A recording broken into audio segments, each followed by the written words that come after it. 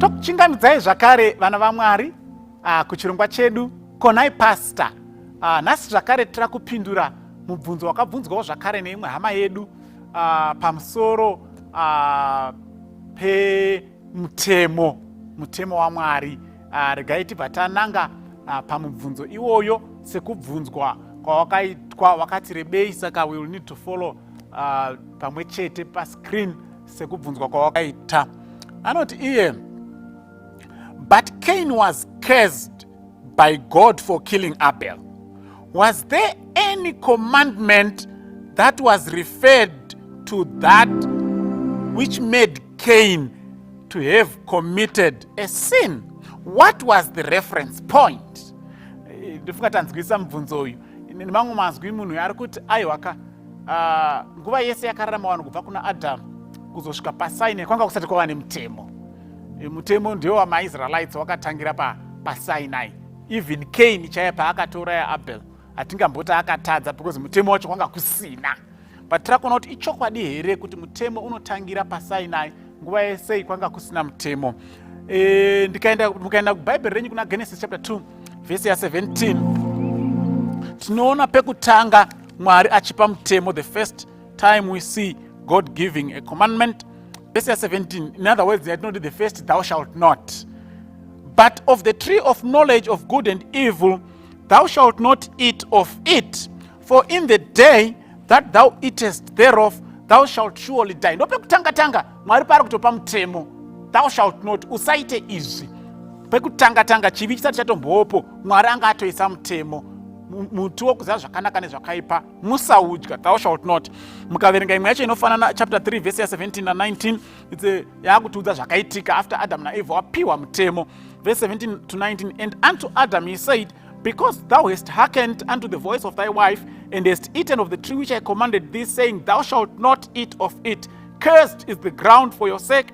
In sorrow shalt thou eat of it all the days of your life. Thorns and thistles shall it bring forth to thee, and thou shalt eat the herb of the field. Verse 19, in the sweat of thy face thou shalt eat bread, till you return to the ground, for out of it wast thou taken, for dust thou art, and unto dust thou shalt return. Saka pakatadza Adam na Eve pavakatyora mutemo wangonzi thou shalt not, it was like a floodgate of a lot of things was then opened. Verse 17, verse 18, verse 19. It opened a floodgate. Kutyorwa kwemutemo wekutanga waMwari na Adam na Eve kwakazarura masuo enhamo zhinji dzakazotevera mumashure. But tauda kusvika pana Cain chapter 4 verse 6 na 7. Tererai munzwe chapter 4 verse 6 na 7. And the Lord said to Cain, why art thou wroth? Nemakai wakatsamwa.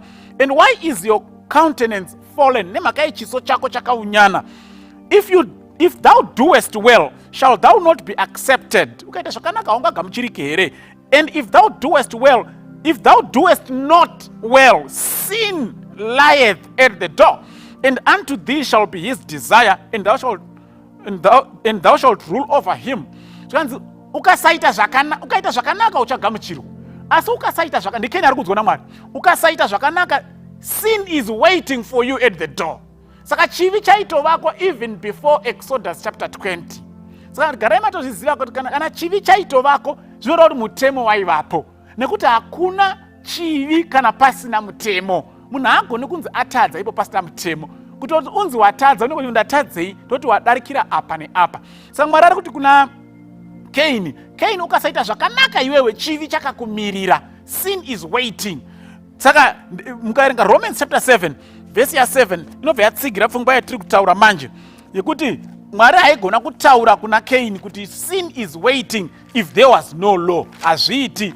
Romans 7 verse 7 inoti iyo, what shall we say then? Is the law sin?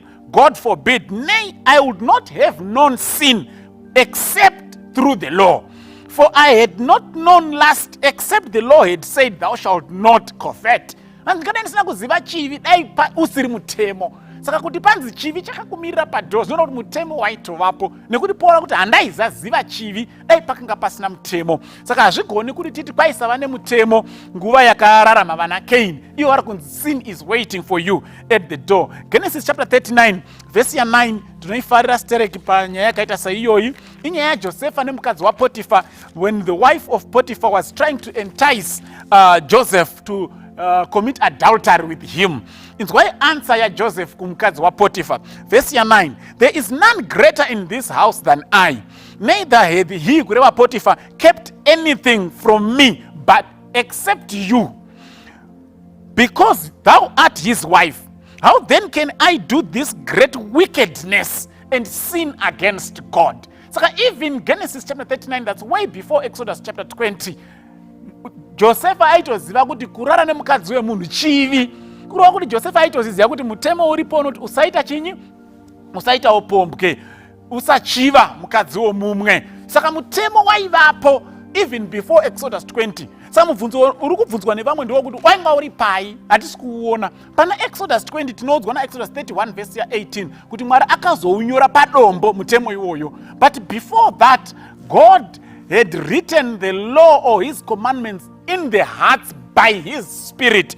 Ndosaka muchiverenga Genesis chapter 6 verse 3, the Lord said, my spirit shall not always strive with men, for that he also is flesh, yet his days shall be 120 years. Saka pana Genesis 6 chapter pamazuva ano ndokusaka vakaparadzwa vaitoziva kuti zvatiri kuita zvakaipa, mweya waMwari achiedza kuvanyengetedza mumwoyo kuti musaite izvi, musaite izvi, zvakaipa regedzai. But ivo vakaramba vakasindimara kusvika Mwari ati ndaakubvisa mweya wangu wanga uchiedza kuvabvisa pane zvakaipa.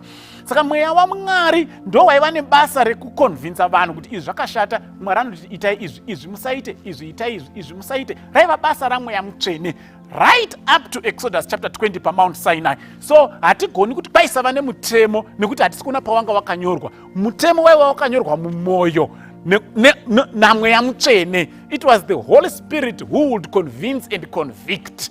Saka even Cain akatoudzwa kuti zvaurada kuita zvakaipa, chivi chakakumirira, obva auraya. Paakabvunzwa ndobva aramba. Kutoramba aitoziva kuti ndaita zvakaipa. Saka mutemo waMwari wagara ungoripo right from the beginning. Even chivi chisati chavapo, Adamu vakanzi thou shalt not. Chivi chikavapo zvakanzi ndozvo ndakakuudza izvi zvako, open ma floodgates. Vana Josefa vakakura vachitoziva kuti upombwe hwakaipa. Vana Cain vakaziva kuti ndauraya, ndokusaka akatiza achida kuvanda, achida kunyepa kuti handizivi kuna Abel. Mwari akazoti alright, ndaakunyora padombo. After 400 years vari kuEgypt, vanga vatokanganwa nezvaMwari. God had to write kuti vauone mutemo wacho nemaziso avo, because nguva yese wanga wakanyorwa mumwoyo naMweya Mutsvene. Pawanyorwa pavaikwanisa kuuverenga vachiuona. Saka hakuna nguva yakararama vanhu mutemo waMwari usipo. The law of God has always existed, it's still existing. Dai Mwari akatibatsira. Amen.